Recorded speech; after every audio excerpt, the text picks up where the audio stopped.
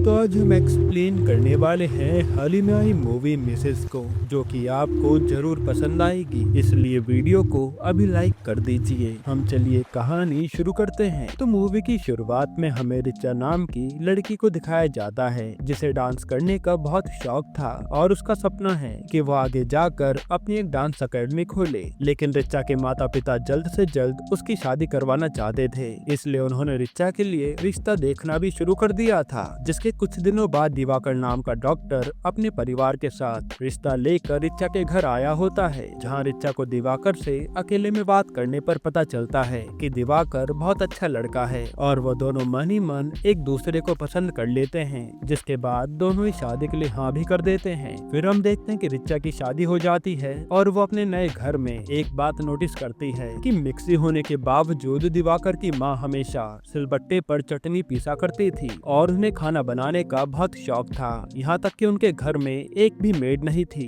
इसलिए सारे काम की जिम्मेदारी दिवाकर की माँ ही संभालती थी, जो अब रिचा के कंधों पर भी आ जाती है। खैर, सब फंक्शन खत्म हो जाने के बाद आज दिवाकर और रिचा की फर्स्ट नाइट होती है, जहाँ रिचा एक्सपेक्ट कर रही होती है कि आज दिवाकर उसके साथ पहली बार थोड़ा बहुत रोमांटिक बातें करेगा। लेकिन ऐसा तो कुछ भी नहीं होता, क्योंकि दिवाकर आकर सीधा रिचा के साथ इंटीमेट होने लगता है, जिस पर रिचा भी उसे कुछ बोल नहीं पाती। इसके अगले दिन सुबह रिचा जल्दी उठकर अपनी सास की मदद करने किचन में पहुंच जाती है, जिन्होंने अकेले पूरा नाश्ता बनाकर रखा हुआ था। साथ ही रिचा नोटिस करती है कि अगर सफाई वाली आने में थोड़ा लेट कर दे तो उसके साथ सारे काम खुद ही कर लेती थी। अब ऐसे करते करते काफी दिन निकल जाते हैं और रिचा का डेली रूटीन बन चुका होता है कि उसे सुबह जल्दी उठकर अपनी सास के काम में मदद करनी है और फिर अंत में जाकर ये दोनों सास बहू नाश्ता करती थी। खैर, आज रोज की तरह जैसे रिचा अपनी सास के किचन में मदद कर रही होती है, तब उसे दिवाकर रूम में बुलाने लगता है और रिचा जैसे रूम में जाती है तो दिवाकर उसे अलमारी से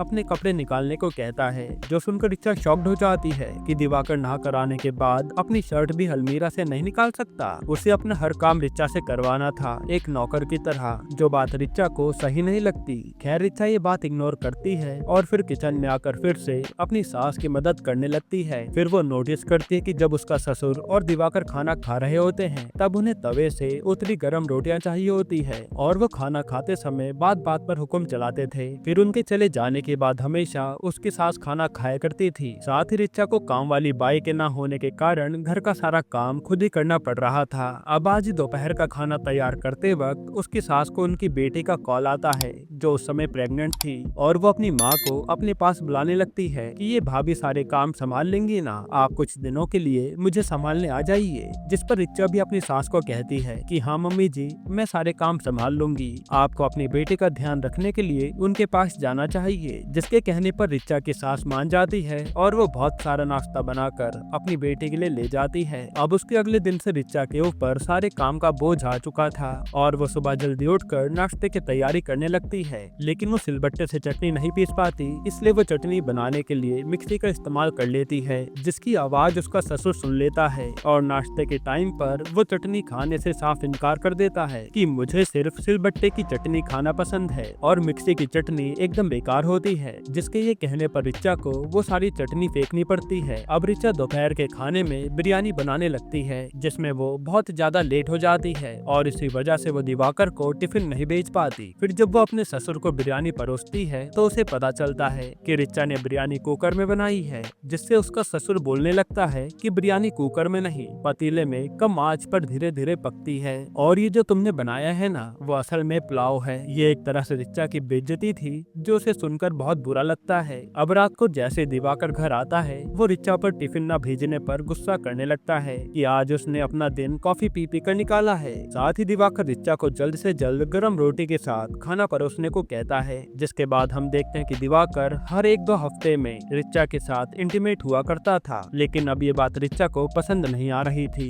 क्योंकि वो चाहती थी कि दिवाकर कुछ करने से पहले उसके साथ थोड़ी बहुत रोमांटिक बातें करे, पर ऐसा तो कुछ भी नहीं हो रहा होता। खैर, अब उसके अगले दिन रिचा ये यूट्यूब से देखकर बिरयानी टाइम से बनाकर दिवाकर को टिफिन भेज देती है और अपने ससुर को खाना परोसने लगती है, जिसे उम्मीद होती है कि आज उसका ससुर उसके बिरयानी की काफी तारीफ करेगा। लेकिन वो तो उसकी तारीफ बिल्कुल भी नहीं करता, बल्कि वो उल्टा रिचा को कहता है कि इसमें नमक बहुत कम रह गया है। यह सुनकर रिचा को बहुत बुरा लगता है कि मैंने आज इतनी मेहनत से बिरयानी बनाई थी, वो भी इनके स्वाद के अनुसार, लेकिन ये लोग छोटे छोटे नुक्से निकालते हैं। रिचा को गुस्सा तो बहुत आता है, पर वो कुछ बोल नहीं पाती। इसके बाद दिवाकर जैसे रात को घर आता है तो वो रिचा को कड़ी बनाने के लिए बोलता है। तब रिचा बोलती है कि मैंने जो बिरयानी बनाई थी ना, वो अभी काफी ज्यादा बची है और हमें उसे ही खा लेना चाहिए। तब दिवाकर रिचा को कहता है कि जब मेरा मन कढ़ी खाने का है तो अब तुम वही बनाओगी और उस बिरयानी को तुम कुत्तों को खिला देना। जिसके कहने पर रिचा दिवाकर के लिए कढ़ी बनाती है और उसे गर्म रोटी के साथ देती है। अब उसके अगले दिन रिचा के पीरियड शुरू हो जाते हैं और दिवाकर रिचा को किचन में जाने से मना कर देता है कि तुम्हें 4-5 दिन आराम करना चाहिए।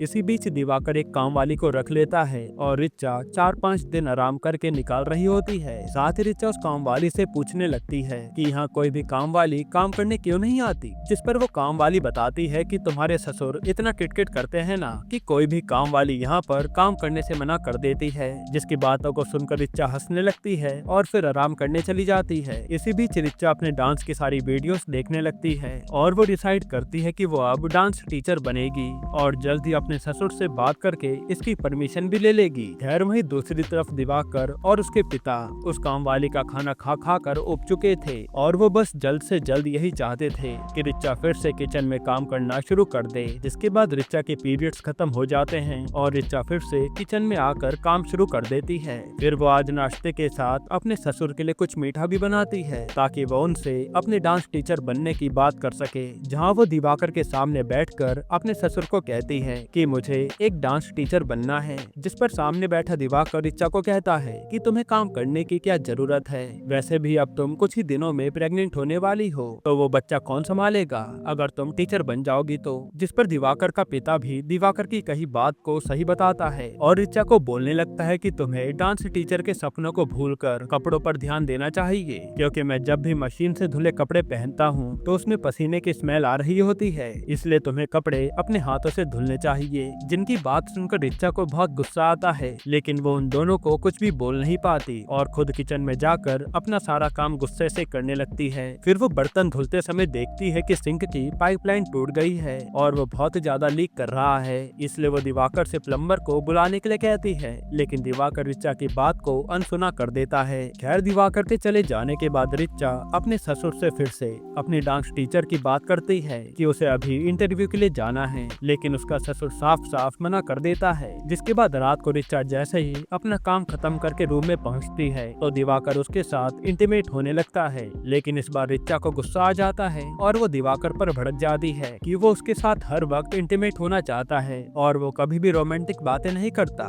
जिसकी बातें सुनकर दिवाकर रिचा पर गुस्सा करने लगता है कि पति पत्नी के बीच रोमांटिक बातें कहाँ होती हैं और उन्हें तो बस 1 साल के अंदर बच्चा चाहिए। साथ ही दिवाकर रिचा को कहता है कि तुम मुझे रोमांटिक बात करने के लिए तो ऐसे बोल रही हो जैसे तुम पहले भी ये सब कर चुकी हो। जिसकी बातें सुनकर रिचा को बहुत बुरा लगता है और वो चाहकर भी आगे इसका जवाब नहीं दे पाती। फिर दिवाकर गुस्से में रिचा को कहता है कि मुझे तुम्हारे पास आना भी नहीं है, क्योंकि तुम्हारे शरीर से किचन की स्मेल आती है। जिसे सुनकर रिचा पूरी तरह से टूट जाती है, क्योंकि इन बाप बेटों ने उसका जीना दुश्वार कर दिया था। खैर अब उसके कुछ दिन बाद रिचा के घर उसके ससुर के कुछ मेहमान आ जाते हैं जो रिचा को चाप बनाने के लिए कहते हैं, लेकिन जैसे रिचा वो चाप मेहमान को खिलाती है वो उसको खाने से साफ मना कर देते हैं कि ये चाप बिल्कुल भी अच्छा नहीं है और अब उनका चिकन खाने का मन था। जिसके बाद ना चाहते हुए भी रिचा को उनके लिए चिकन बनाना पड़ता है। अब इन सब से रिचा पूरी तरह से तंग हो चुकी थी, क्योंकि उसका पूरा दिन बस घर के काम में बीत जाता था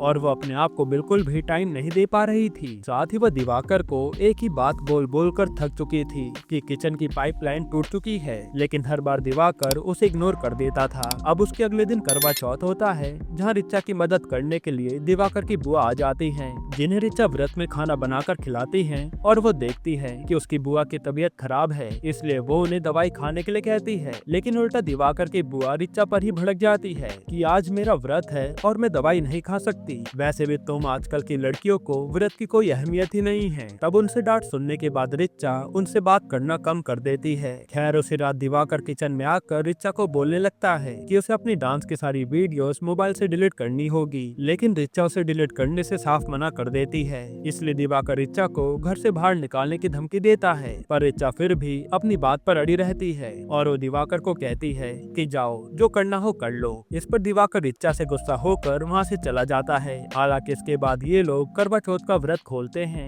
फिर अगले दिन दिवाकर की बुआ भी अपने घर चली जाती है और उसके बाद रिचा के ससुर का बर्थडे होता है, जिनके बर्थडे पर दिवाकर ने पार्टी रखी होती है और उनके घर बहुत सारे मेहमान आए हुए थे। इसलिए दिवाकर रिचा के पास आकर उसे खाना जल्दी बनाने के लिए कहता है, साथ ही वो उसे जल्दी से ड्रिंक सर्व करने के लिए भी कहता है। ये सीन देखकर ऐसा लग रहा था कि मानो रिचा कोई नौकर हो। साथ ही दिवाकर रिचा को डांटने लगता है क्योंकि उसने अभी तक अपनी डांस की वीडियो डिलीट नहीं करी थी। अब इन सबसे तंग आकर रिचा पाइपलाइन से गिर रहे पानी को ड्रिंक बताकर सर्व कर देती है और इसके बारे में जैसे ही दिवाकर को पता चलता है तो वो गुस्से में आकर रिचा को डांटने लगता है। लेकिन इस बार रिचा शांत नहीं बैठती और वो पाइपलाइन से बह रहे पानी को दिवाकर के मुंह पर फेंक कर कार की चाबी लेकर अपने घर आ जाती है और यहाँ वो आज अपनी माँ को सारी बात बताती है, जिस पर रिचा की माँ उसे की गलती निकालती है और वो दिवाकर से माफी मांगने के लिए कहती है। पर तभी रिचा का छोटा भाई वहाँ आ जाता है। तब रिचा की माँ रिचा को अपने भाई को पानी देने के लिए कहती है। इस पर रिचा को गुस्सा आ जाता है कि आप जैसे लोगों की सोच ने